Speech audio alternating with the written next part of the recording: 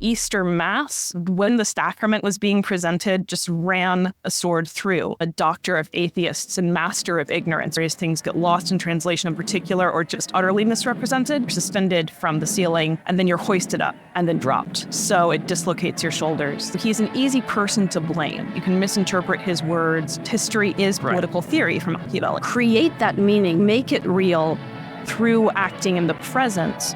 Don't let anyone tell you what to think about Machiavelli.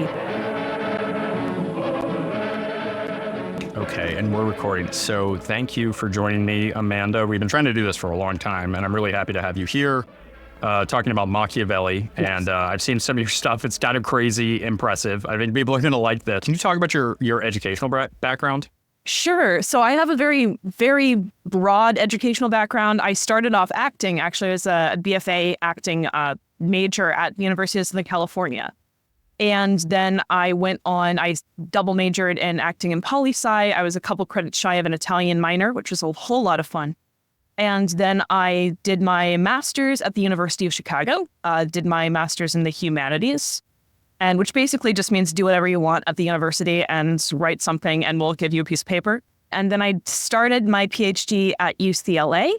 My advisor moved, and so I moved with him. I'm now at the University of Wisconsin-Madison.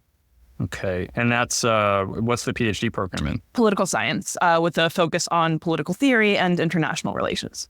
Right, and that really makes sense for Machiavelli. Yeah. And you learned Italian to study Machiavelli, and right? Yes, I started teaching myself initially Italian when I was early in undergrad. And then, of course, you can only teach yourself so much when you're learning language or math, which is also a language. And what I ended up doing was I started taking a bunch of Italian courses, which allowed me then to start writing a lot of the papers that I work on in terms of Machiavelli. I look at translations and I look at how various things get lost in translation in particular or just utterly misrepresented.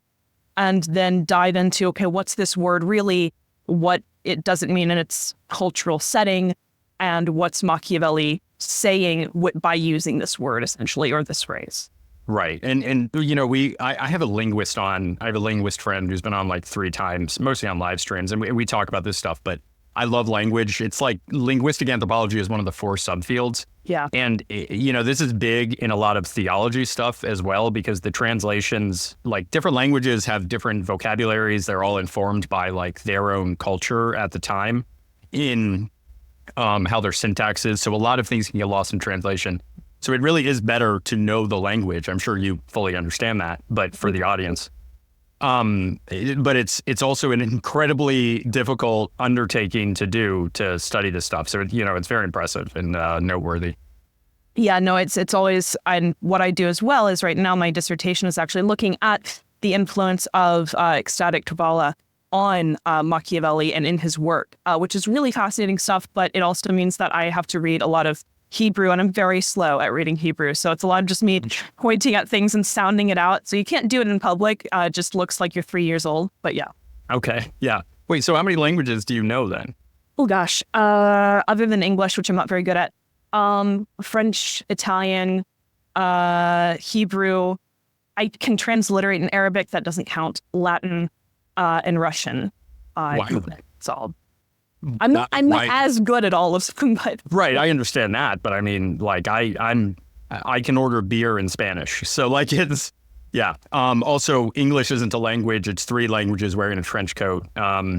Ridiculous language. I absolutely hate it, but it's what language. we have. You have a first person. Well, you have to use pronouns, mandatory pronouns, as well as a present tense to be, which is completely redundant. And especially if you have both of them at the same time, it's a weird, very weird language. Yeah, it's very weird in grammar and spelling and in massive vocabulary, many irrelevant words. It's insane. It's much well, if I'm remembering this correctly, English has a much larger vocabulary than a lot of other languages, but it's, so why did you learn all those languages? My joke, that's mostly a joke, but there's some truth to it, is that my plan Z is to become a secret agent. And so, you know, you want to learn all the secret agent languages. I learned Italian because obviously I was studying Machiavelli. French was just, in high school you learn a language, but it was either French, German, or Spanish, and French seemed cooler to me. So I took that and I really fell in love with it, and I kept on. I'm still able to speak it, read it, all that. Latin, you just sort of have to, if you're in the humanities, eventually learn it at some point. Hebrew was for research. Russian, I'm really am interested in the Russian Revolution, actually. It's one of my side fascinations. Russian Revolution and then Soviet Union history. So I wanted to be able to read revolutionary literature in that language. And so it's a really fun language. It's honestly, I feel almost bad because it's very hard to take someone seriously when their word for death is sniert. It's a cute word. It's a very cute language. So that's funny. Yeah. Wow. Okay. Yeah. So I talk to a lot of people that are smarter than me on this channel, but I think you might be taking it on this one. That's pretty crazy. I'm not. No, it's just verbal intelligence, which means absolutely nothing. It just means that you're able to make stupid things sound really intelligent. So you shouldn't trust a word someone with high verbal intelligence says. That's why we're all honestly. That actually, like, sounding intelligent, using a large vocabulary, perfect for academia. That's exactly what so much of it is. Yeah. Yeah. Okay. Cool. So I got my my digs in on academia already. That's good. So Machiavelli. Let's talk about Machiavelli. Yes. Well, where would you like to start? I know, like, do you have a starting place? I know. So I don't know that much about Machiavelli. I understand what I understand about it, which is not very much, and it could be completely incorrect. And I watched a little bit of your other interview on this, or one of your interviews on this. Yeah. It's like he seems. It seems like people have a weird understanding of Machiavelli. Like, some people I've heard think that he was not being serious. Some people think he was being completely sincere. Yeah. There was also, like, a lot of references to, like, things at his own time, right? In the history, is that correct? But like a guide for, and this is, what time period was Machiavelli in? 1600s? Machiavelli was 1469 to 1527. Yeah. Okay, so the beginning of the early modern period. That's very, very relevant. Okay. Yeah. Okay, late 1400s. That's good to know. And that's in Italy. This is well before unification, but it's at the same time as the Borgias, right? Exactly. Yeah, and of course he's with Cesare Borgia. He travels in his entourage for a period as a liaison for Florence, so he gets to know him pretty well. And is he from Florence? Machiavelli, yes. Okay, yeah. And everything he did was in Florence, not anywhere else, or Genoa? He traveled quite a bit. So he was a diplomat. He did travel. He spoke many languages. He was sort of like a secretary of state, that kind of figure, for a while.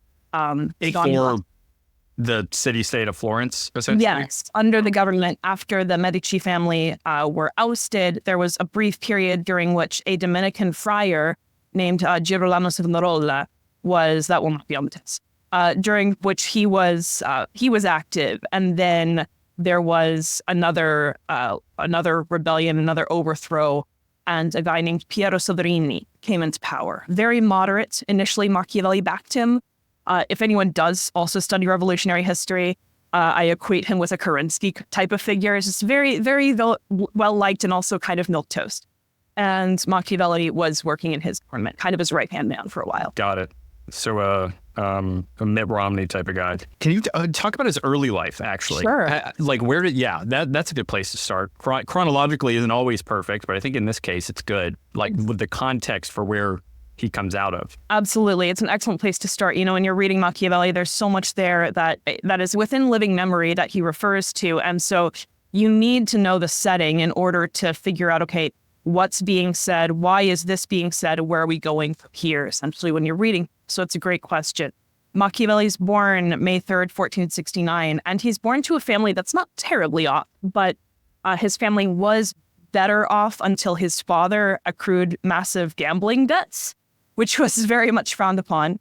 But his father did work for a printer. And one of the few books, obviously the press is very new, one of the few books that he did have in his household growing up was Titus Livy. If anyone's familiar with Machiavelli's works, he writes the Discourses on Titus Livy, one of his very well-known works. And so he has this from a very, very early period in his life. In 1478, so Machiavelli is 9 years old. Perhaps one of the most formative political events for Machiavelli early on is something called the Pazzi conspiracy. Pazzo in Italian means crazy, so it's very apt. There was a faction in Florence that was opposed to the ruling Medici family, and they decided that they were going to kill two of the Medici brothers. They succeeded in killing one during Easter Mass when the sacrament was being presented, just ran a sword through. One of them was not wearing armor, the other was. So one of them ended up dying, the other did not. Machiavelli would have very likely witnessed this actual attempt. And if he did not witness the attempt, he certainly would have witnessed the fallout, which was incredibly brutal. They did find the conspirators. They rounded them up and killed them in very brutal ways. You had disemboweling, you had hanging from windows of various government buildings. So this is something that Machiavelli is witnessing. Again, Florence, very small. Anyone who's been there, it's really tiny. And especially then, there's a smaller population. He's observing all of this. He's 9 years. That's one of Machiavelli's early political memories, to be sure. Around 1483, and this is where we get into my dissertation work a little bit, there is a vast influx of never before translated Jewish mystic texts that come into Florence. People who are in the humanities might know a little bit more about this, that you have people like Pico della Mirandola, who was an Italian humanist. He gets fascinated by Kabbalah, and he ends up trying to integrate it with Christianity, but it's a little bit of a spaghetti at the wall approach that he's just throwing everything in the kitchen sink and trying to make it stick. However, where do those texts come from? Sorry to interrupt. No, they're fine. Yeah, they're Hebrew. They're Hebrew texts. So they come from, some of them are Hebrew. Some of them were perhaps in Spanish initially, because there's an earlier Kabbalist named Abraham Abulafia, who is very well known in Kabbalist circles, particularly prevalent in Florence at the time. It's not super well known now because it flourished and then just died down, as these things tend to do. But particularly prevalent in Florence was a school called Ecstatic Kabbalah. And this was a school of Kabbalah that was all about there was a political dimension to it. Trying to integrate theology and philosophy and also political pragma, which would have, of course, been very appealing to Machiavelli. There were alternate narratives of eschatology circulating at this time. There was a more Christian one, and then there was the more Kabbalistic one, which is not so much about an Armageddon as much as it is about a return to beginnings. And if anyone who has read Machiavelli recognizes this phrase, he uses it a lot in the discourses. So this is all coming up as he's coming of age. And by the time Machiavelli is early 20s, there are intellectual circles, study circles with these different Jewish thinkers who had put down roots in Florence or nearby because it was one of the more liberal locales at the time. You obviously have the Spanish Inquisition driving a lot of Jews out, Jews and Muslims, conversos, driving them all out down the Italian peninsula. And in Florence, the Medici had granted Jews license to lend money at interest, which was one of the few lucrative professions you could have. Added to that, there were a lot of Jewish educators of the Florentine elite, or teaching them Hebrew in many cases. So this becomes popular. It becomes this cool, sexy, subversive thing that everyone's doing, but technically it's still sexy and subversive because, Catholicism. And they're going to, they're going to these study circles. They're hearing about some of these earlier mystical teachings. And again, it's not so much about pure metaphysics. That's the thing that I think is difficult to impress upon people, especially with the ecstatics. It's very much about the union of the human and the divine, and making divine power, like channeling it through the human and making it practicable in the world, and in a political way, in a way that is unifying a people. So again, these discourses... Gosh, we are going to get some anti-Semitic comments on this. I'm No, ready definitely. for all of them. I apologize in advance if you are not, but I've been blamed for the Russian Revolution and the Frankfurt School at the same time, so I will accept everything. Okay. Wow. So yeah, they're circulating these texts, and Machiavelli is almost certainly attending these meetings. There are no official lists of attendees. However, there are informal lists, sort of who's who lists, and the people who would hold these study circle, these meetings, they are mentioning basically everyone around Machiavelli. Machiavelli's not famous at the time, so they wouldn't say, oh, Niccolò Machiavelli came and listened to Johanna Lamanno speak. What they would say is Soderini was there, Machiavelli's boss was there, Machiavelli's brother-in-law was there, Machiavelli's tutor was there. It's almost certain that Machiavelli is tagging along with them at this time. Right. He's in their entourages. Yes. Basically. Is entourage a Italian word? Doesn't matter. No, but I think it's French. Yeah, it's French. Yeah. Sounds French. Okay. Interesting. Okay. Sorry, continue. No, that gives you an overview into what is going on at the time. And of course, you have the other historical events as well. So as I said, 1492 is the peak of the Inquisition. You also have, again, the Medici are driven out at some point. There is a Dominican friar who comes in, and for a brief period, Florence is almost like a theocracy between 1494, 1498, that kind of era. Then there's a more republican government where Piero Soderini comes into power, and Machiavelli serves as his right-hand man, serves on what's called the Ten of War, which is, again, like a State Department sort of setup. And he ends up working as a liaison for the Florentine government to Cesare Borgia, who a lot of people know or know some stuff about. He writes The Prince around 1513. This is after he's been exiled. The Medici have returned to power at this point. And there is this list of potential conspirators against the Medici. It's highly unlikely that Machiavelli was in fact conspiring against the Medici, but he was put on this list, kind of an enemies list. And he was kind of like scapegoated because they thought he was too powerful? Is it that type of thing? Machiavelli specifically, maybe not so much, but just because he was in the prior government, it was sort of like, okay, well, let's clean house, right? So they're arresting people. That usually doesn't work, but no, too much. They're arresting people, they're torturing people, and there is a notice. Machiavelli initially has managed to hide. Then they send out a notice that says, okay, anyone who knows where this guy is and doesn't tell us is going to share in his fate, whatever that is. Probably going to be death. So Machiavelli sees that. At that point, he turns himself in. He turns himself in. Do you know why? That seems... He didn't want his friends to get blamed for hiding. Oh. He didn't want his friends and family. Because, your family would probably be screwed too at the time. Got it. Okay. Yeah. He couldn't go to Genoa or Tuscany or something? They would extradite him. So he was... Okay. I'm not familiar with the interstate politics at the time. Yeah. Okay. They would probably certainly bring him back. If the Ottomans were able to extradite the Pazzi, which they were, they'd certainly... Wow. A fellow... Yeah. There... Not much love between the Ottomans and the Florentines, except for when a conspirator fled and then was hanging around the empire and they brought him back.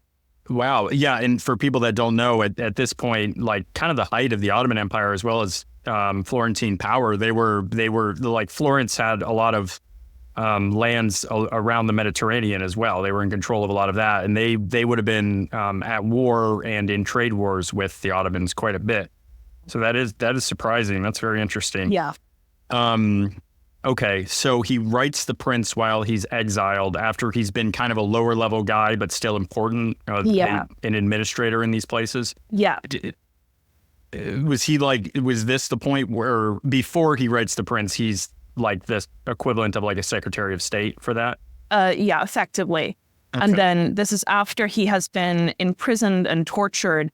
Really brutal torture technique called spada, which is basically your arms are bound behind your back and you're suspended from the ceiling and then you're hoisted up and then dropped. So it dislocates your shoulders. And he was subjected to this multiple times, wrote poetry while it's in prison. Some interesting... What's the point of that? To get you to confess, it's very, very painful. You rack your sternum, right? Right. So they were trying to get a confession out of him for subversion of the government, I guess? For subversion, for conspiring against the Medici, and any other names that he was able to give. He didn't confess to anything. He didn't give any names. Okay. Pretty hardcore guy. Okay. Kind of.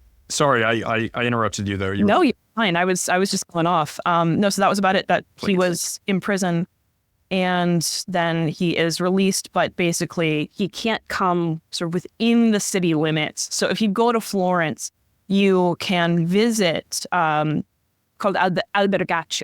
Literally, it means ugly inn, but it's this. It was the place where he was. He spent kind of self-imposed, but for his own safety, exile, and for quite some time was there. It's very near the city. It's just outside. You go across the bridge and you kind of go up a hill and you're there. And he was there for quite some time writing The Prince. He was still in correspondence with his friends who were in many cases better off than he was. So you get a lot of great letters that are written between him and his friends at the time. Some of them are him talking about strategy because he is very hungry for it. And some of them are just him shooting the with his friends, right? So some of them are just him talking about sex and all of that. He writes plays during this time. He has a lover who is an actress. Actually seemed to have very strong feelings for her genuinely. She wasn't just a squeeze for him. He liked her quite a bit. And you see this admiration, I think, come through in Machiavelli's discussion of politics as a kind of theatricality. Okay, politics as theatricality. That's very relevant to today. That's very much so. Like a bunch of pageantry. Okay, the theatrics. Did he ever marry? He did. He had a wife named Marietta Corsini. He had a few children, many of whom, or a handful of whom, survived childhood. He had... These are legitimate children with his wife? Yes. Okay. It seems that his wife knew that he was having affairs. It's not exactly clear how she felt about it or whether she was having affairs as well, but it was not... Very Italian. What's the term? Like, is it guma or something? There's like a term for mistresses in Italian. Right. Yeah. But so no, go on. Yeah, children. So he had children. Did that affect his politics at all? How he felt about this? That feels like a huge difference today. I know there's differences in how people vote based on marriage and children. I'm not sure the influence that having children did have on his politics. He seems to have cared for his children. He seems to have genuinely liked. I guess it's not as accepted or taken for granted that if you have children back at that time, you'll care about them. But he did care about them. Right. And he loved his daughter. He had a son who was very frequently ill, and he seemed to care for him quite a bit. So I'm not sure if they affected his politics. He was always preoccupied with future generations, right? On the one hand, you have Machiavelli writing for an imminent historical period, right? He's definitely thinking of his time, and this is something that people know. That he was thinking of the immediate present and the temporal politics. There's also, however, I'm sorry, what do you mean by temporal politics? Well, just the eminent historical context, right? So everything that's going on around him, exactly. There's also the contemporary stuff at the time. Yeah. He is, however, part of a tradition, an educational tradition, a humanistic tradition, whose authors were concerned and preoccupied with writing for later generations, for anyone who is going to happen upon the work. So on the one hand, Machiavelli is writing with a sense of immediacy. On the other hand, he's writing with a sense of future orientation. And I'm sure having children brought that home for him. Yeah, that was my next question, actually. So that's perfect. So did he think that The Prince was going to be relevant for future generations, at least of Italians? I mean, it's hard to know, right? It's an attention thing, but... I think knowing Machiavelli, if I could say that, being familiar with Machiavelli and his psyche to the extent that I am, he certainly would have wanted that. He was also clear-headed enough to know, maybe nobody's going to read this. because he writes this in exile. He wants it to be given to leaders, but he wants it to be given to the leader of Florence. But he knew that it wasn't likely, and I think he was hoping that, best case scenario, yes, eventually someone reads it, and in fact, he writes. I think it's in his introduction to The Prince, where he says that his intention is to write something useful for whoever understands it. And then in the discourses, when he's dedicating the discourses, he talks about how this, again, is for anyone who's able to use it, for princes of republics. And in a republic, anyone can be a prince. I'm sorry. That just completely reminded me of one of my favorite movies, Ratatouille, the animated movie, which is an absolute masterpiece where it's like anybody can cook. Probably a little bit more lighthearted than this, but gosh. Okay, great. So did he write anything else at all about The Prince? Like, did he write about his intentions with writing it, or in the introduction, is there stuff in it? I know we talked about that a little. Yeah, so he wrote in a letter to one of his dear friends, Francesco Vetri. He wrote about writing The Prince. And basically he's saying, I'm writing a book on principalities. I'm writing this little treatise. And so he mentions it. Scholars love this because he mentions the prince in this letter. And he says that he wants it to be given to the Medici, who are in charge of Florence at the time. When he dedicates The Prince, it's very common. I mean, it's universal at that point to have some kind of dedication to someone. Usually it's the leader. So it's not crazy significant that he dedicates it to the Medici, but it is important that he's writing for the Florentine leader, right? When we talk about Machiavelli as wanting a unified Italy, which he does. Oh. Yeah. Okay. Oh, okay. And if that's important. I didn't know that. That's okay. That is huge. Yeah. And that didn't happen for another 300 years. Yeah. No, he was 350, a lot. Yeah. He didn't get to see it. But he wants a unified Italy. That said, he wants it to come from Florence. It doesn't want it to come from Genoa. It doesn't want it to come from Pisa, not Rome. It would have made sense at that time. Florence was the most powerful one, economically and militarily, right? Florence was having some problems. It was a very, very volatile situation. Sometimes, yes, they were incredibly powerful, and the Medici certainly were powerful. But they also had all of these. So, they had a trade agreement or a grain import agreement with southern Italy, which was allied with Spain. And then Spain was in conflict with France. France was invading Italy. So that was, there was a risk there. I don't know, my camera suddenly got blurry. But there was just auto-focused weird. Yeah. There were risks there. They had conflicts all the time with Pisa over access to the Mediterranean. So they had. And where is Pisa exactly? Is it on the east or the west side? It is. I'm going to be so embarrassed if I get this wrong, but yeah, it's west. Well, yeah. Okay. So I know that from playing Paradox games. I don't know if you're familiar with those, but you've got mirror image. So Florence, and then that Pisa is right there, and then you have the papal states surrounding. Right. Yeah. So what did he consider Italy, right? Because I know some of the territories up into Switzerland and over to Savoy, in which would have been at the time not part of proper France, but a kind of duchy. Right. It was a duchy under France at that point.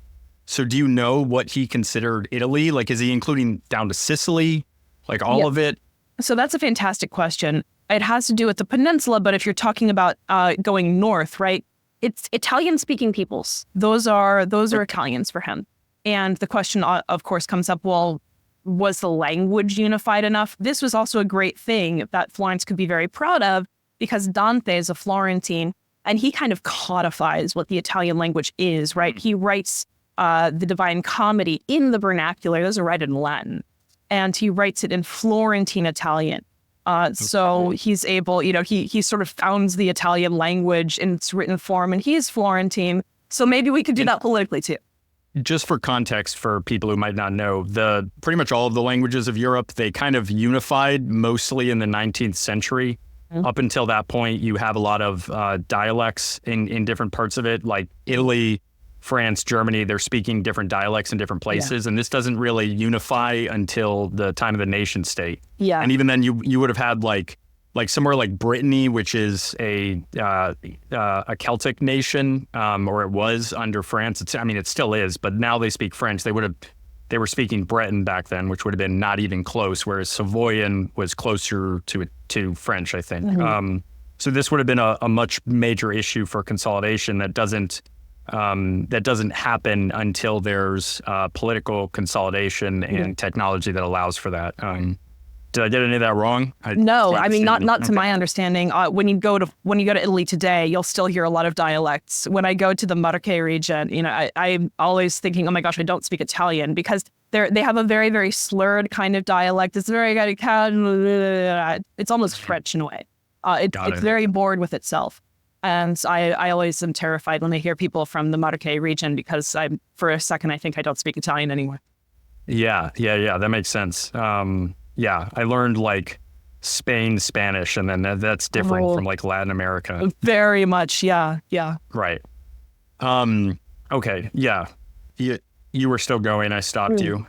No, I was rambling, and I'll just keep rambling. So rambling is perfect. I speak. People listening to the show or watching it, they know they expect that from me. So it's good that you do that too. I'm sure that people are loving this. Honestly, I'm loving it. Yeah, we both speak in footnotes, I think, so it works. Awesome. Yeah. Great. So yeah, he wants a unified Italy, Italian-speaking peoples. He writes about the prince. Was this like, do you know if he because he wrote a few other things. Did he consider the prince like his magnus opus, like his great work? No. Okay, that was the answer I wanted to hear. Great. Yeah, no. So he wrote a bunch of stuff. If you could include the letters, certainly he's sort of a tome. But he's written plays. He has written poetry. He's written history. He wrote a military treatise. He writes the discourses. He writes the prince. He writes like a little mini fictitious biography. I'm not even getting all of the stuff that he's written. And of course, he writes diplomatic legation. And I don't know what the word means. So basically dispatches while he's working for Florentine government, sort of like memos, bulletins, that kind of thing. He's a diplomat. That makes sense. Okay. It's very funny because he's never writing enough. A lot of his letters from his friends at the time are them writing him to get more of the legations and to get more memos, and because he's not really doing his work. But yeah, so in terms of what he considered to be his magnum opus, I think he was very intent on the discourses being received well.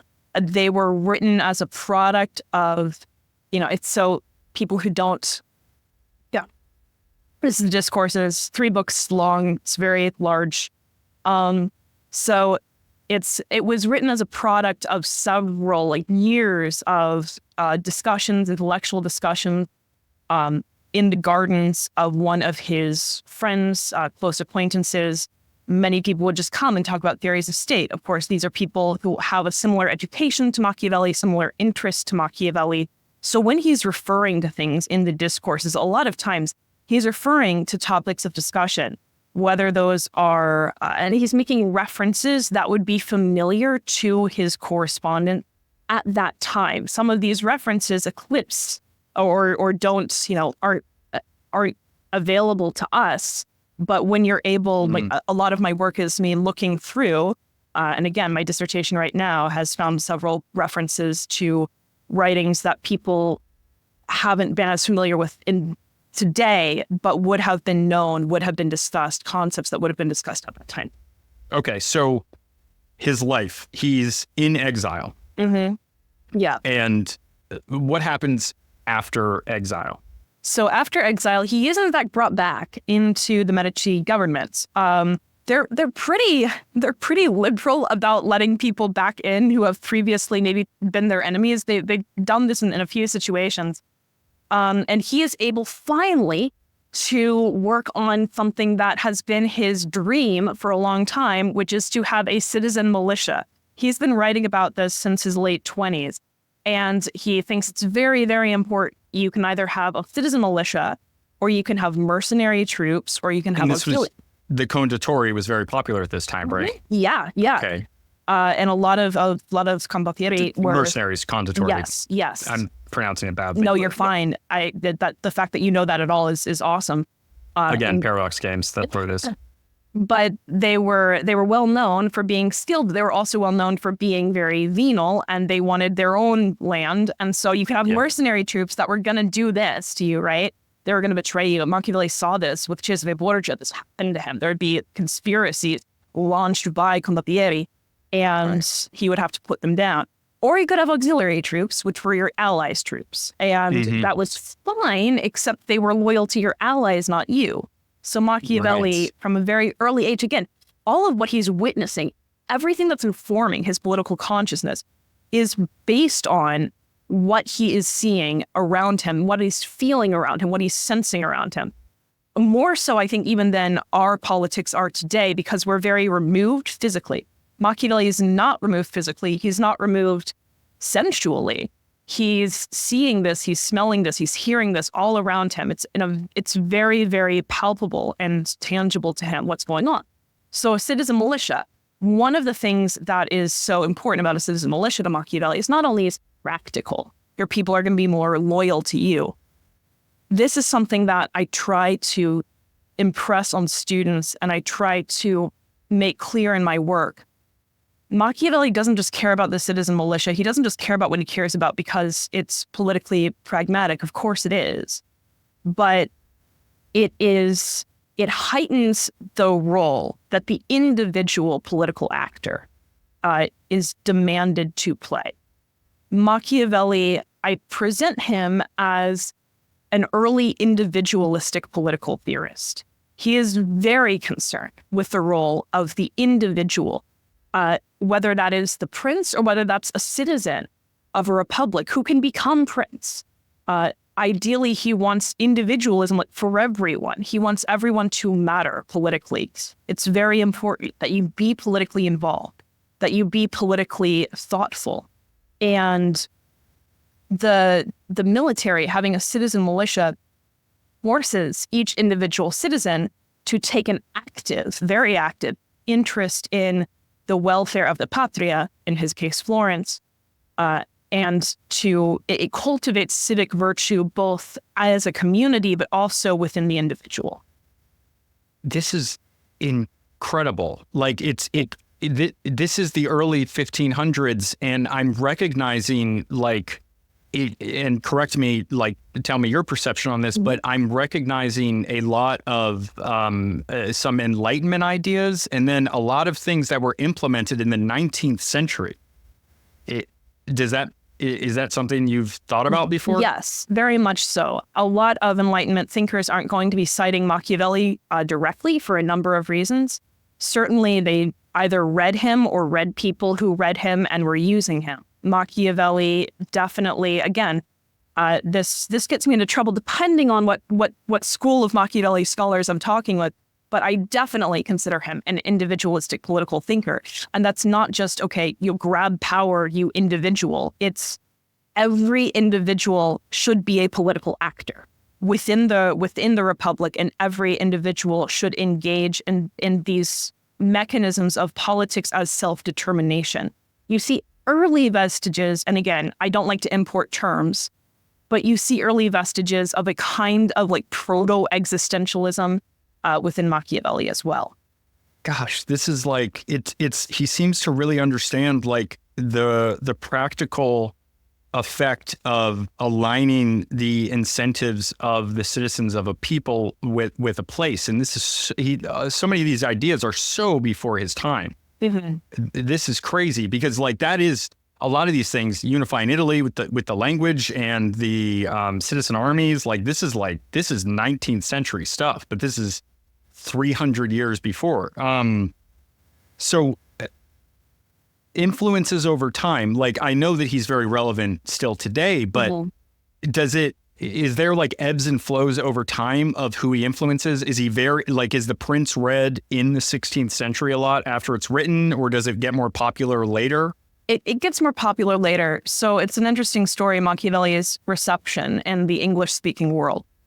Initially, Machiavelli came to the English-speaking world not through the Prince or any of his works directly. Instead, he became well known during the English Protestant Reformation. So you might be able to see where this is going.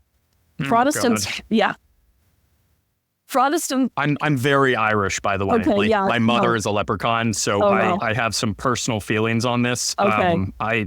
He's like, I won't even say his name, but you know who I'm talking about. Right, right. Yeah, the Governor General, whatever, or whatever he went, Lord Protector. Yes. I hate that guy.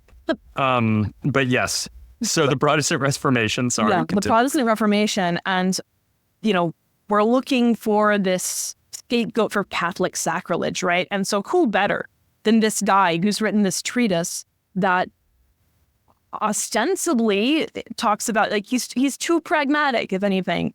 He doesn't talk about, you know, needing to be a Christian leader, anything like that. So there is a French Protestant named Innocent Gentillet. He writes a book called Contre Machiavel, which means against Machiavelli. Now, again, this is before the English-speaking world has read Machiavelli. They read a book that's called Against Machiavelli. So Innocent Gentillet it's as though I wrote a book review about how terrible a book was. And I said, oh, and this author, by the way, he's so evil, he's so terrible. Here are all of the things he thinks. And then I hand it to you, and then go read the book. So it's going to tell, yeah. There is just so everybody knows, I probably talked about this before, but there is a huge, and this goes over centuries, ever since the Protestant Reformation, essentially, there is a huge animosity from England and from the UK towards Catholics, starting in like the 17th century and continuing, I argue, even to the founding of the United States, which was founded as a Protestant nation. So, and they were fighting the Spanish. They hate and vilify Catholics quite a bit. Yeah. So yes, continue. Well, yeah. So there are all of these maxims, supposedly, that Machiavelli has uttered in The Prince, all of these things that he's supposed to have said in The Prince. Gentillet calls him a doctor of atheists and master of ignorance, which is so cool. And I want that on a business card. I would love that. Someone to call me a doctor of atheists and master of ignorance. Master of ignorance. Cool. Yeah. That reminds me of what I go by, Illegitimate Scholar, which people love to on Twitter. Anybody gets mad at me, they're like, your username fits. I'm like, that's the point, dude. Like, I'm glad. Yeah. Good. It rocks. So people are reading this, and then this is what sets Machiavelli for all of history. This is what is going to codify his reception and his reputation. I find it interesting because Machiavelli will talk very often about how, you know, you've only can manage so much of your legacy, right? And he doesn't say it in those words, but it's basically after you're gone, you don't have as much of a say in how you're received. It's Fortuna. It's more contingent. And this happened to him. You know, he has this life. He's not super well received in his life or super well read in his life. And then when he is read more widely, he's read as a doctor of atheists and master of ignorance. But it's a Protestant that's saying this? Yeah, because he becomes a scapegoat he's detracting from a Catholic thinker. Well, yeah, so he's exactly. Machiavelli is a representative of evil Catholic thought, which is really funny. Those dirty papists. He didn't strike me as, like, obviously he's a product of a Catholic place, but like it doesn't seem like there's very much Catholicism included in it. It seems like a kind of it goes away from Catholicism quite. Yes, infamous papist Niccolò Machiavelli. Not very much of a thing. No, he has critiques of. He doesn't critique or rather, he doesn't want religion gone per se. People often interpret Machiavelli as this atheist. Perhaps he was. I don't know. I'm not actually interested in Machiavelli's personal religious beliefs. But what I am interested in is the fact that he saw religion, the right religion, theology, as potentially politically salutary, not as an opiate of the masses, not as a way of keeping them in line, as a way of basically importing theotropic, theosophic concepts into the political arena. This is something the ecstatics do very well, and that certainly stood out to him. But basically using these ideas that have a metaphysical dimension and saying, let's transpose these onto the political. Machiavelli is very interested in that. He thinks the Catholic Church in his present time goes about it all wrong, but he does not demand that religion be done away with. That's never something that he really seems to believe. He seems to think that it's politically salutary, in potentia at least. Yeah, that's good. It never really seems to work out when they do that, in my opinion. But it's, gosh, wow. Okay. Okay. So it gets this French writer. Are the English elites at this point, when this happens, are they still speaking like French, or is it translated to English? They'll know how to speak French. Yeah. So that gets translated, and then do you know when the first English translation is after that? I used to have the year, and I don't anymore. Okay. But it comes after some time later. And of course, it's much likelier that people in England are going to be reading French than they're going to be reading Italian. It's more, it's better known. It's more convenient for them. So this sets his reception. But okay, so in English, yes, but what about French then? When's Machiavelli's The Prince itself getting translated to French? That I don't know. I think Jean Thiers did read it in Italian. And of course, he's primed to hate it. Got it. Right. Of course he is. Wow. All right. So then, so at that point, it's against Machiavelli. So, but this wouldn't have been, Machiavelli would have been gone by this point, right? Yes, when it's against Machiavelli. Yeah. So then why are people reading a review of something against Machiavelli? Like, is Machiavelli relevant in any other way besides him just being a scapegoat for anti-Catholicism? I think that's a lot of it, quite frankly. He's a very easy person to pinpoint, to point your finger at, because he is writing in a more radical way, right? And again, if you're writing as an individualistic political theorist, I don't think anyone's pointing at it and saying this guy's an individualist, but you're writing in a way that's going to stand out and set you out, and not always in a very attractive way to people who are more communally oriented and who are more, who want more of a political organization. And so he's an easy person to blame. He's someone who it's easy to point to and say, here's what this guy believes, and you can twist his words, you can misinterpret his words. So my first paper that I ever wrote on Machiavelli, first conference presentation, I was basically a fetus. I was very young. I got yelled at by a senior scholar. It was wonderful. And it was kind of about this type of thing. So Machiavelli is usually regarded as someone who believes the ends justified the means, right? That's a quote that people associate with, the quote. Yeah, I remember that. Usually, yeah, the quote usually in Italian, that's translated very loosely as the ends justify the means, is si guarda al fine. Si guarda al fine. And that's in English, that would be, well, usually if you're doing a more literal translation, a lot of the more literal translations will say something like, one looks to the outcome, one judges by the final result. This is in chapter 18 of The Prince. The end result is what matters, something like that. Literally. That's different. Yeah. Than ends justify the means. It's about to get even more. Okay. So literally in Italian, in English, si is the universal one, somebody, anyone. Guarda is looks. Al is a conjunction. It's to the, and it's the masculine article. Fine. Fine means end. And in Italian, fine is just like end in English in that it has a double meaning. You can either use end to signify intention or aim, goal, or you can use ends to mean outcome, result, product. Italian is a little bit easier than English in the sense that the gender of the fine will tell you what fine we're talking about. Il fine, the masculine fine, is the one that is used to signify intention. La fine, the feminine fine, is the one that's used to signify outcomes. If you wanted to say one looks to the outcome, you would say si guarda alla fine. Machiavelli says si guarda al fine. So Il fine can have a multivalence. It can have a sense of outcome in it.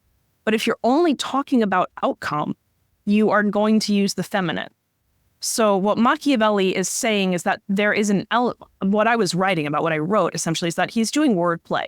Is he's saying one judges you by your intention, and usually one does that at the end of an action based on whether an action has been successful or not, but they're looking at your intention. This is further demonstrated by the fact that this quote appears in a chapter where Machiavelli's talking about how you should seem to be. You should seem to be liberal. You should appear to be, generous, religious, magnanimous. These are not outcomes. These are intentions. And so Machiavelli is talking about how, again, people are going to judge that. I don't believe for a second that they're not going to judge that based on the product of an action. If something goes successfully, they're going to judge you usually as being a better person if they're on your team, right? But Machiavelli, really what he's saying more is that your end, your intention, limits the window of means available to you. And here, Machiavelli is going to write, he's spent a lot of time writing about what are those means that are available to you? What can you do? And he's going to use historical example, and he's going to write about what these different means are and how to determine which of these means, which of these modes is going to help you achieve the outcome that you desire. So he's unifying it. Virtue, if you want a very quick definition of that for Machiavelli, would be the unification and the awareness of how to unify the proper intentions, the right intention with the right outcome. Wow. Okay. And that's different. That's different. I got that one. I said, yeah. Yeah. And I assume, that's not okay, obviously. I hate that. And you got yelled at for this because, of course, you challenged the ego of somebody who had been studying this for a long time, and you're a young, maybe you being a woman was part of it, maybe not, who knows? But yeah, it could be. But, it's also that you're a young scholar, you're younger, and you probably challenged the ideas of this guy that had been studying forever and probably didn't speak Italian, I would be willing to guess. He certainly did, yes. But I mean, again, you come to it with your biases, right? So if you're primed to read something in a certain way, you're not really going to question it. Right. I had the blessing and the curse. I first read Machiavelli for the very first time when I was 13 years old, and I didn't speak Italian then. But no one taught me how to read Machiavelli. So why were you reading Machiavelli when you were 13? So I think I found it at some Barnes and Noble, and you have some latent cultural awareness, right, of the name. And I thought, oh, I know this name. This seems interesting. This is something that I've heard of. I want to read it. And so I grabbed it, had occasion to read it one summer when I really couldn't do much but read and write about what I read. So I read it, and no one taught me how to read it. So I was just having conversations with Machiavelli in the margins. Gosh, that's the best way to do it. That's awesome. Yeah. And that's why I often say, too, Machiavelli taught me how to read, because now I read every thinker like that. And when you come to a thinker unadulterated like that, it changes the way you interpret him. I feel weird sometimes when I teach Machiavelli because I am taking that opportunity away from students in a sense. And so I always try to encourage them I give them the context, I give them the setting, and then I just ask a bunch of questions and annoy them with all the questions that I ask, because it's meant to provoke their own curiosity and their own path of reading Machiavelli. Wow. Okay. Gosh, yeah, that's great. I'm sure that you're dissenting from a lot of mainstream opinions on Machiavelli then. Very often, that's sort of what I do is I get in trouble. I never try to get in trouble, at least with Machiavelli. And other areas of my life, you shouldn't get in trouble, by the way, just for having different opinions, just because you haven't been in academia as long. This is one of my main criticisms of academia. Like, right. Right. I commend you for staying in there and doing the work that you do, regardless of like how I assume you're treated sometimes. It's the university of we don't do that here, basically, is all of academia. The university of, but that's not the literature. And you spend so much time worshiping the cult of the secondary literature that primary takes a back seat. And I don't really like that so much. Secondary literature is very important, obviously. Right. There are people who know way more about this stuff than I do, and I try to learn from them. But the primary literature is always that point of reference, and you need to know that. So yeah, I get in trouble. I don't think there's been a single paper that I've written on Machiavelli that has been not controversial in some regard. A lot of it is me saying, in a more polite way, hopefully, but I can be a little bit spicy. You're looking at this wrong. You're thinking about this wrong. This is colored by your own political biases, or you've been philosophizing in Hegel's shadow too long. Get out of your own head. That I've never said that specifically, but I probably will in my dissertation. Yeah, so there's a lot that gets me in trouble when I wrote my MA thesis on Machiavelli's concept of Fortuna, fortune, and even there it was very difficult for people to place me, because usually if you're a female scholar writing about Machiavelli and Fortuna, the assumption is you're going to say he's a chauvinist. For people who don't know, by the way, Machiavelli talks about Fortuna, fortune would be the translation.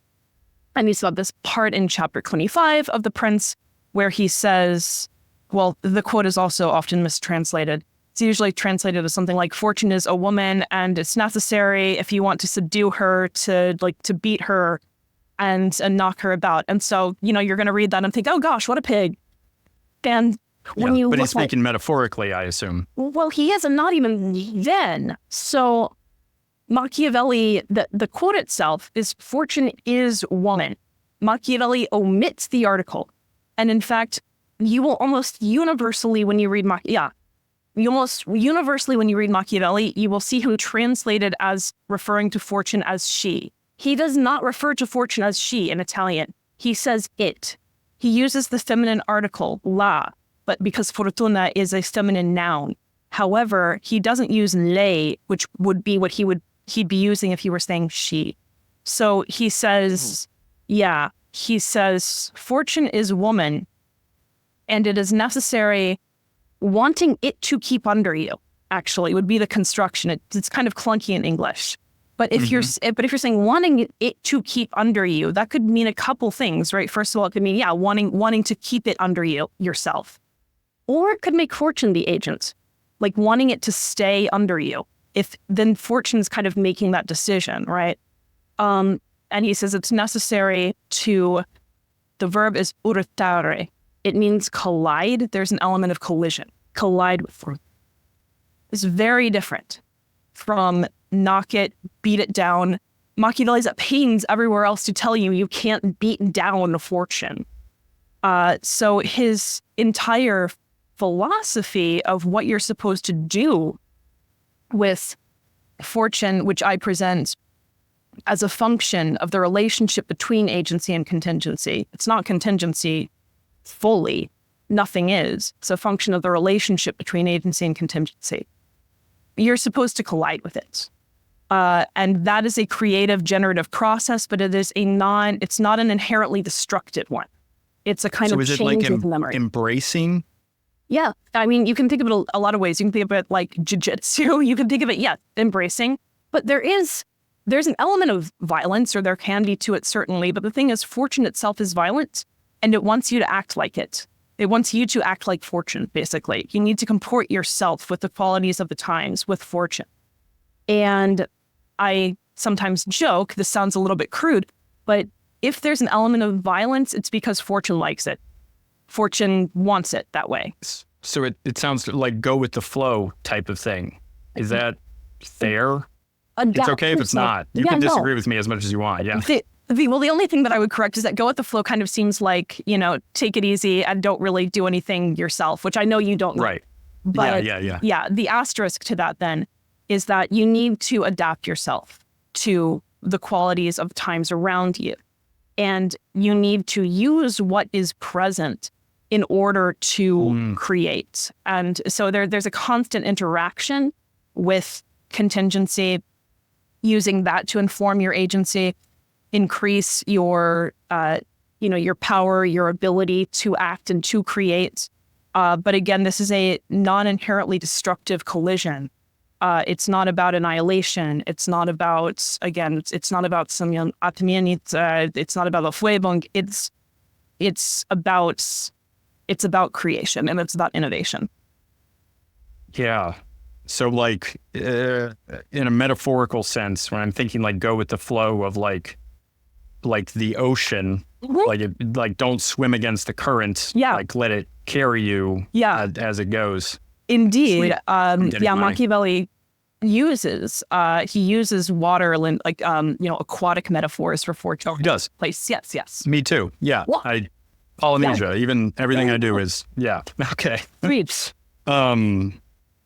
Cool. Okay. So is it fair to say that he wants, like, he's writing in his own context and he's telling people to understand the context of their time, how power is organized, and then how to wield it and not try to fight against it and create some, well, obviously he wants to create something new in certain ways.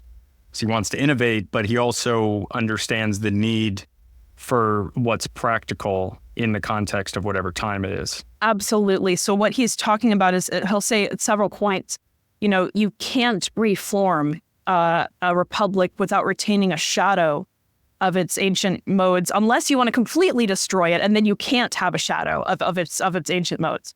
And so it depends on what you want to do, right? But I love Machiavelli right now. This is awesome. I gotta read this. He's a cool dude. But so we'll talk about that. And he is also, when he talks about in the discourses a lot, we'll just do a little visual. When in the discourses, he talks a lot about the word that he uses is rinnovazione, renovation, innovation, as the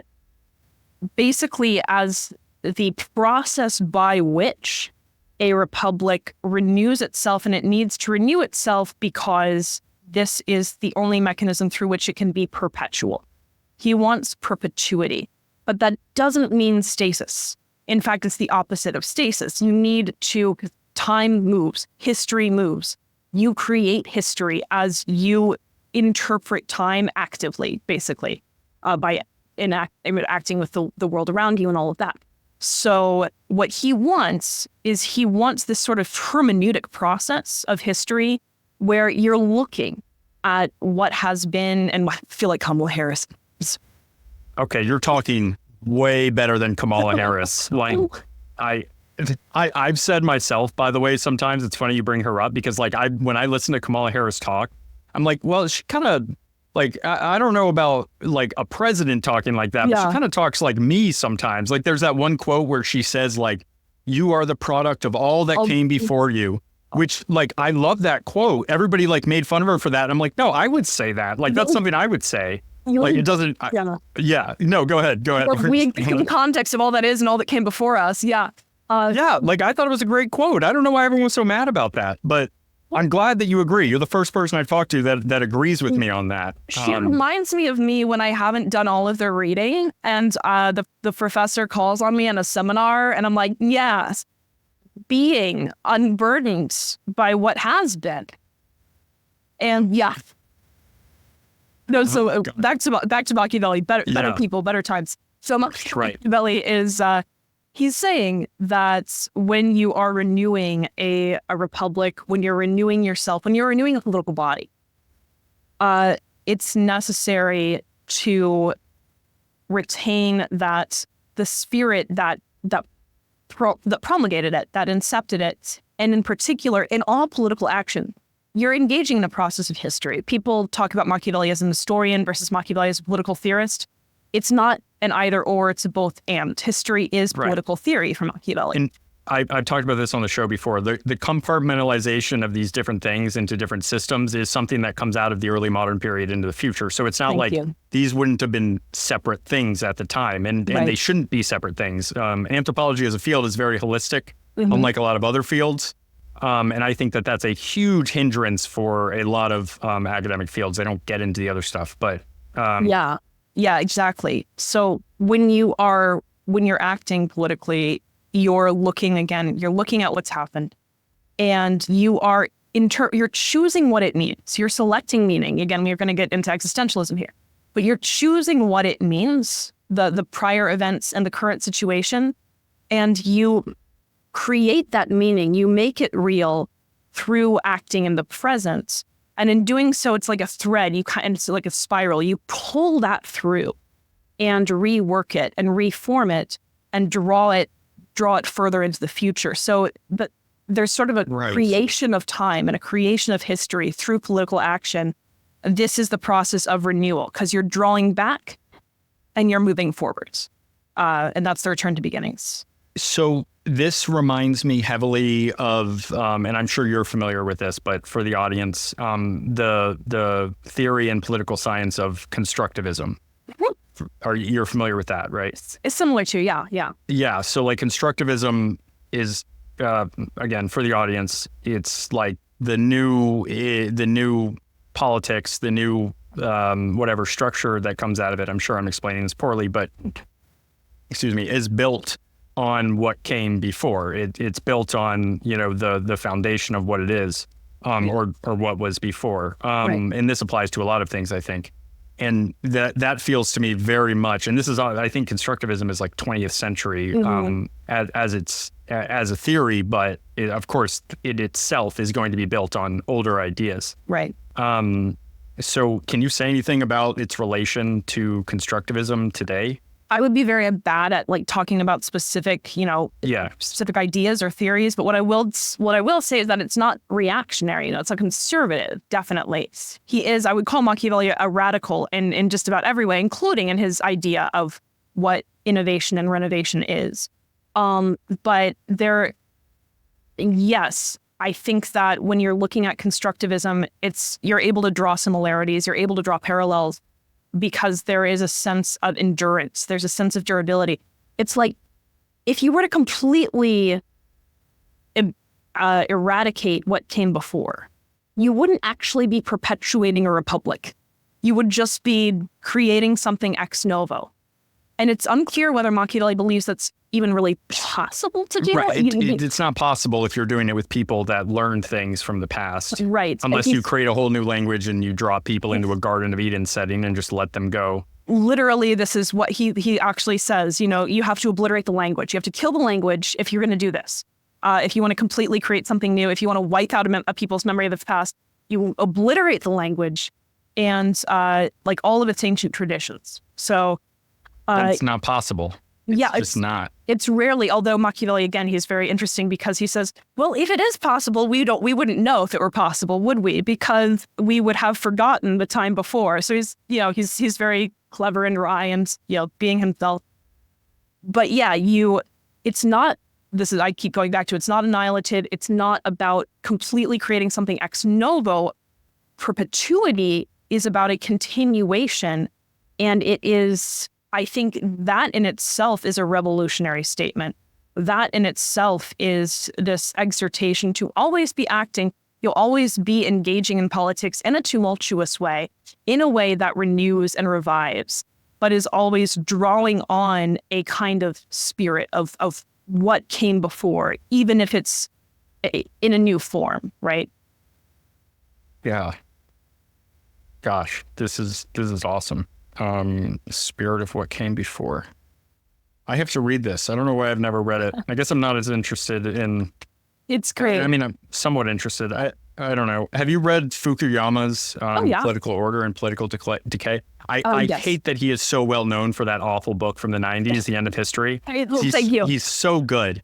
I took a dump on it one time fairly recently on Twitter, but anyhow. Yeah, it's pretty easy to do that. It's not hard, especially today. But Fukuyama is a great writer. That is my favorite political science. Well, it's two books, but yeah, definitely my favorite. Interesting. And I've talked about Political Order and Political Decay so many times on here. The spirit of what came before. adding it in. So it's obviously still relevant today. Yeah, I want to. So first of all, if you're reading the discourses for the first time, this is an English language translation. It is the Mansfield and Tarkov translation. I'm partial because Nathan Tarkov's at the University of Chicago and he is wonderful. But I don't know if he's emeritus now or not. But so the Harvey Mansfield, Nathan Tarkov version of the discourses, they're going to be pretty literal, which is good. So relevance to today. What I'm trying to look at actually is Machiavelli as, he's not a liberal theorist because he's pre-liberal. He's not an anti-liberal theorist because he's pre-liberal. And I think, if anything, he could be presented as a pre-liberal critic of liberalism, but not an anti-liberal, not an opponent of liberalism. If we're talking about a Machiavellian political theory, again, we're getting into my dissertation where I talk about Machiavelli as having an ecstatic politics. And this goes back to the ecstatic influence in his work.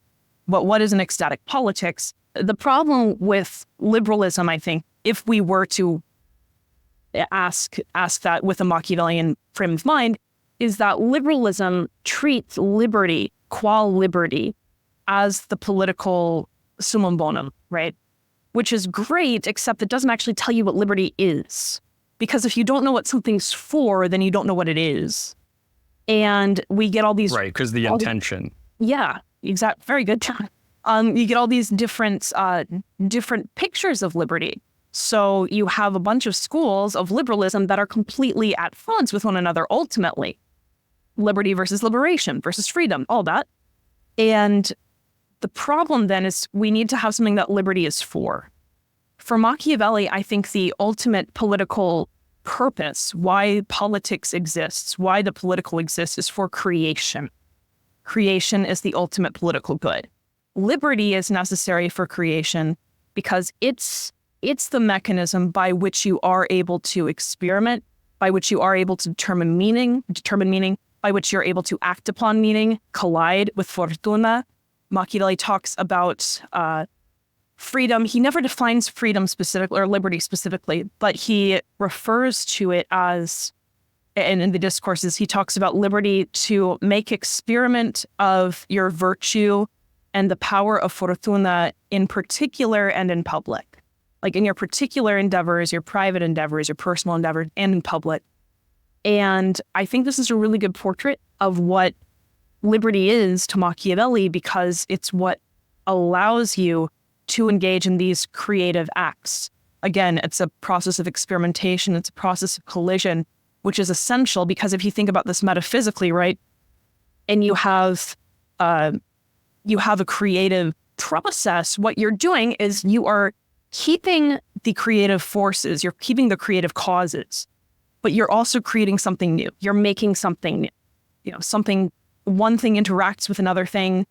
These still retain their identities, but then a new thing is born. So you kind of have a constant spiraling outward of being and of existence that is infinitely creative and infinitely generative. I don't know if that made sense. Yeah, it does. Machiavelli, certainly, he has this, people talk about his humanist education, and it's obviously, yes, he had an education in the Greek philosophers, the Roman philosophers, and that's all true. It's not as though everyone with a humanist education comes away with the same ideas. And I think there's a school of people who you say, well, Machiavelli's a humanist, and then that's over and done with. That would be like saying, well, Amanda went to the University of Chicago, so she's a Straussian, which is a thing people don't know. Straussian is a particular way of looking at just texts, and then also it's interpreted as being a little bit more neoconservative or hawkish, whatever. So, yeah, you can never just assume what people think and believe based on what their education is like. However, Machiavelli does have a lot of grounding in the Greeks and the Romans. He is known for having transcribed a version of Lucretius on the nature of things, De Rara Natura. And this is taken to signify that Machiavelli is this Epicurean, is this Lucretian who's all about worldly pleasure and things like that. It's not that this is entirely untrue. I'm sure Lucretius was an influence on Machiavelli, but he did this as an assignment for his tutor. So it's like a homework assignment. It would be like you looking at some random homework piece that I did and saying, okay, well, this is then what I believe. It's not necessarily true. Like if I'm doing a book report on something, that's not how I feel. So Machiavelli has just transcribed this edition of De Rara Natura. He also seems to have some significant affinity for Seneca, the Stoic. There are actually a lot of Stoic influences in Machiavelli's political thought. Okay, I can, now that you say it, yeah, I see that. Yeah, it's very much about, people talk about Stoicism and mindfulness and things like that. But Machiavelli is... he's very aware. Yes, he's extremely aware. And again, self-critical, a lot of critical self-consciousness, I suppose, would be a good description of what he looks at and is into. Machiavelli is also at the time, as we discussed before, he is very influenced by this new mystical discourse that's coming about. He sees it as a way of he sees it almost as a remedy or a foil to a lot of the Christian narrative about what political action should be, about what political life should be, about sinfulness, about the role of the human and the body in politics and in the world.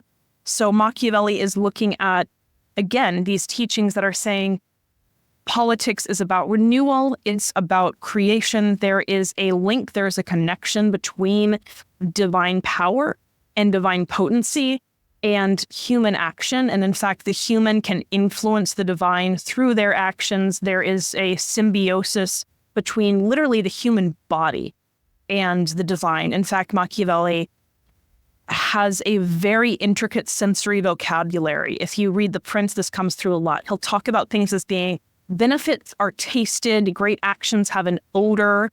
He's very interested in the senses and the role of the senses in political life. And I've taken a look at that as well. Is it important when he talks about seeing something versus feeling something versus smelling something versus tasting? Why are we using that sense specifically? And it's really fascinating. So Machiavelli is influenced by these discourses on embodiment and on the body as a mechanism of political agency, of being a political agent, and also as sensing political agency, rather. So he's influenced by these discourses that have to do, again, with history and with time, temporality. And he's also influenced by his contemporaries, people who are nearby him, who are involved in these discussions in the Rucellai Gardens, which was where he was having all of these conversations that led to the discourses. So it's a really fascinating education that he's had.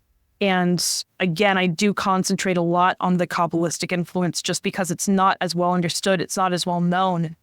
And to me, it's essential to understanding who he is as a political thinker. You're not going to understand Machiavelli and what he is talking about with regard to liberty, with regard to glory. Yeah, I talk a lot about how technology, and technology in an anthropological sense, is a lot more broad of a term. Like political organization is a type of technology, as well as something literal like a printing press. Mm-hmm. And it does, and there's also roads are more generally considered technology, but they have practical effects for something like political order, just because you see in around 200 BC, around that time.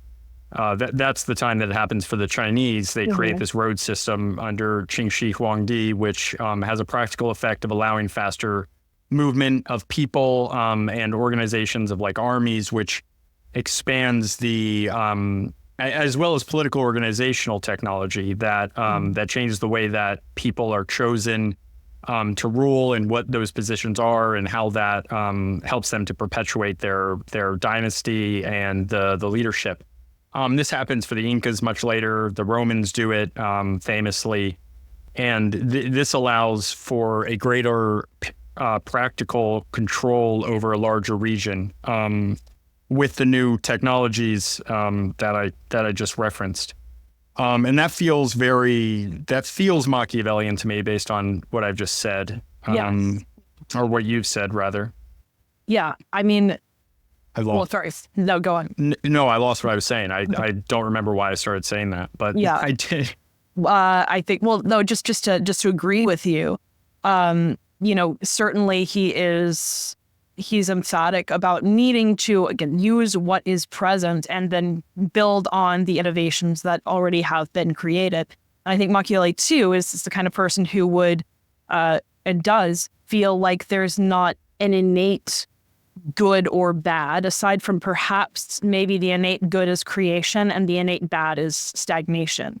Liberty, wow. Okay. Yeah, liberty would be, as we were talking about earlier, a conditioning good for creation. So it's essential. Just because liberty isn't the political ultimate good doesn't mean it's not essential. It certainly is. But the reason it's essential is because it's a conditioning good for creation. Okay. Yes. Okay. So just as another example, like in a lot of Marx's writings, he doesn't necessarily go into like actual policies in place, but rather it's a lot. Sorry. No, he doesn't. Right. And this is something I try to I argue with people. We're both libertarian backgrounds, right? So it's not like we like Marxism. That's fair to say, right? Right. No, sad. Right. So but he's still a guy that had ideas. And I think both Marx and Adam Smith would be horrified by not only how communism turned out in the 20th century, but I mean, if you disagree with that, please tell me. But I think Adam Smith would be horrified by what capitalism turns into in the 21st century. Yeah. And in the later 20, I think that Adam Smith would beat the crap out of Reagan, but that's another conversation. Marx doesn't go into how you should do things. It's more of critiques in a way of analyzing this new environment that he's in. Yeah. So with Machiavelli, is it similar to that, or is there, and any other comments you have on anything I said? Yeah. Is it similar to that, or does he actually recommend certain specific things? Right. Everything. He definitely has a normative bent. Just to go back a little bit, so because you mentioned Marx, that one of my dreams, my retirement project at least, would be, I don't even know if you would get this reference, but I really want to write a book called In Offense of Marxism, a hostile continuation. It would be a hostile continuation of Trotsky's In Defense of Marxism. And it would just be me responding to all of his arguments, because I fight an underground war with him all the time. But anyway. Not a fan of Trotsky. No, you don't like him. An interesting fellow, I feel, yeah. But at any rate, so he got permanent revolution, right? I would just say perpetual revolution instead of anyway. Right. It's just the way in which that's carried out. Instead of color revolutions, it's just creating a system of governance or a cultural backing, and correct me if I'm wrong here, or if you disagree, of of these ideas being able to replenish themselves. Right. And to create new things based on new contexts of human and physical geography and new technology. Right. And that's the horrible thing too about Marxism, is that it completely eradicates that potential, at least in fragma, right? And so one of my... Right, because it tries to destroy everything from before. Yeah, well, it tries to destroy everything before, and then you basically get into a situation, if you take Marxian Hegelianism, right? And sure, let's just have another show, Amanda, but yeah, you take Marxian Hegelianism, and if you have this notion of, okay, we're moving toward totality, right? Then once you achieve that, it's bounded. There's nothing that comes after it. So you have these, what I think are twin competing theories of perpetuity, which on the one hand, one of them is a stagnant kind of perpetuity. Like we'll take the binaries, and then we'll have them coalesce. And I'm being overly simplistic by design. So people who know Hegel, I know I'm being overly simplistic, but you have sort of a bounded entity. You have an absolute versus, and I always say Hegel at least had the good sense to keep his idealism in the ideal. Marx tried to superimpose it onto political and economic concepts. But so you have that. And then on the other hand, you have a more Machiavellian notion of perpetuity, which is infinitely creative. Things are not destroyed. If you want to think of the analogy of sex, the parents don't die when the child is born. You have newness that's created from what already exists. And you have a sense of, if there is totality and unity exist for the purpose of distinction, not the other way around. And so this is where Hegel and Machiavelli are at odds with one another in a really fundamental way, that you are meant to distinguish and redefine the boundaries and dimensions of one concept, one idea from the next. And I'm remembering the rest of your question as I'm talking. I forgot it already. Yeah, so. No, I remember it, so forget. Okay. You're redefining the dimensions of difference. There is nothing that is fixed in terms of those boundaries between one idea and another. And because of that, you're able to infinitely iterate, like all of being. I'm talking about this in a metaphysical sense, but you can also apply it politically. You can apply it to political action, and you can apply it to the individual, where here you see individuality as paramount, because individuality is the fundamental distinction, right?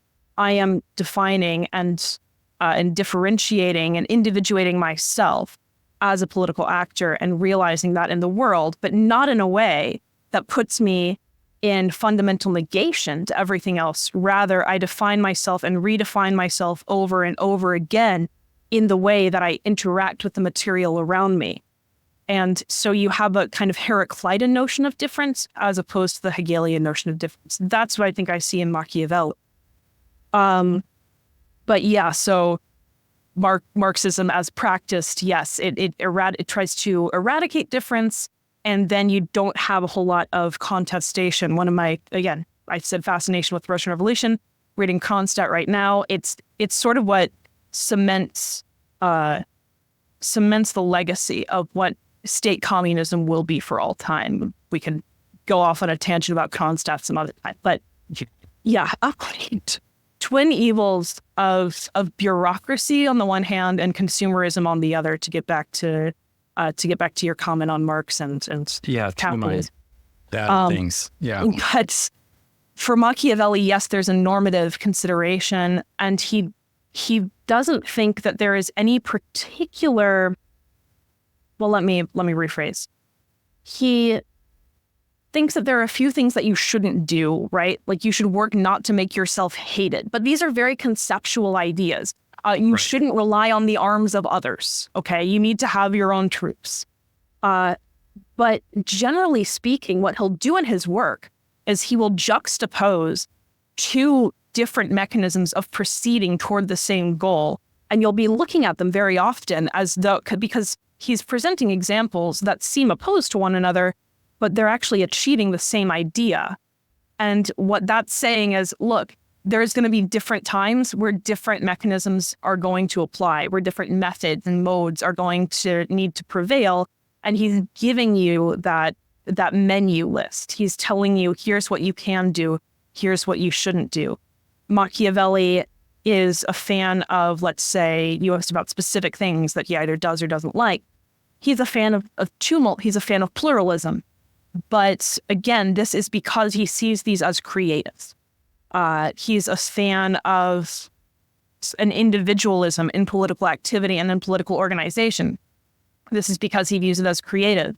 There aren't that many things that Machiavelli says inherently, do not do this. It's very hard to find something that Machiavelli will just outright say, this is a terrible idea. Having mercenaries is one. I think Machiavelli would categorically say mercenaries are bad. Yeah, and that again that makes sense very much in the context of 15th, 16th century Italy, when there were a lot of problems that came out of that. Also for Carthage. Mm-hmm. Would he have studied that type of thing at all? Oh yeah. He would have been, again, he was very, very, this part of his education, his influences, he was very well read in terms of history. Yeah. Okay. Wow. All right. I have one completely separate thing that I'm going to ask you afterwards. We can probably leave that on the Patreon. That one's probably fine. But before we get into that, and let me just make a note of that what I'm going to ask. And then I'll ask it after I ask you for your conclusion on this. Sure. So that's going to be on the Patreon. If you're listening to this, not on the Patreon, it's only $2 a month. In conclusion, what do you have a big takeaway from Machiavelli? Do you like that question, or should I? No, I like that. I like that question. It's a challenging question. If you want to break it down further, if you're looking for something a little bit more specific, then go for it. No, if you have something just based on that, like interpret it in whatever way you think is most important, I think that that's the best way to do it. Big takeaway. If you have anything. Yeah, no, it is a great question. And I think probably in some regards, it depends on what I'm thinking of at any particular time. I would argue very strongly that Machiavelli is an individualistic political theorist, that his notion of opposition is more Heraclitan than Hegelian. But ultimately, when you're reading Machiavelli, do be aware of the historical setting. Don't let that limit you in your interpretation, and don't let anyone tell you what to think about Machiavelli. Argue in the margins, especially when you agree, and he'll be a great teacher. Awesome. Love it. And people can find you on Twitter, and those links are going to be down below. Yeah, follow Amanda Griffiths. Yes. Your name. Okay. At and Ajax then the Griff. Yeah. At Ajax the Griff. Love that. Okay. Okay. In Cleveland,